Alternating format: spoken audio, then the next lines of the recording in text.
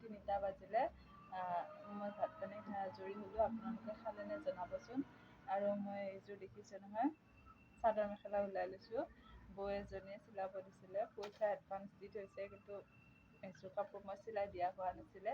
এতিয়া মই এযোৰ কাপোৰত চাদৰত পতি লগাম, মেখেলা চিলাম, তাৰ উপৰি জুলুমো গাঁঠিব দিছে, মই সেইটো ক্লিয়াৰ কৰি দিব লাগিব। অহা কালিলৈকে মই ৰেডি কৰি দিব লাগিব। আৰু গোটেই ছেটটো চিলালে মই ল'ম 500 টকা, জুলুম আৰু ব্লাউজ সহ চব মিলি।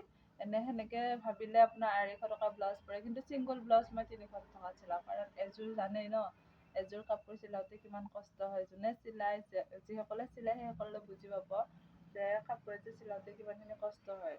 তাৰ উপৰি খৰচখিনিতো আছে, যিহেতুকে মোৰ দোকানত ফল চলখিনি এভেইলেবল নাই ন, মই বেলেগৰ পৰা কিনি আনিব লাগে, তাতেও মোৰ 10 টকা এটা বেছি যায়। সেই হিচাপে সেনেকৈ মই দামটো লওঁ, তথাপিতো বহুততকৈ বহুত কম। আপোনালোকৰ ফালে জনাবচোন কেনেদৰে চাদৰ মেখেলা আপোনালোকে চিলনি লয়। আৰু ভিডিঅ'বোৰ চাইছে, ভাল লাগিছে, কিন্তু ছাবস্ক্ৰাইব কৰা নাই। যদি বেয়া নাপায় ছাবস্ক্ৰাইবটো কৰি যাব, তেতিয়া ভিডিঅ' বনাবলৈ ভাল হয়। আৰু আপোনালোকক কেনেকুৱা ধৰণৰ ভিডিঅ' বিচাৰে জনাব। ভিডিঅ'বোৰ ভাল লাগিছেনে সকলোৱে জনাব দেই।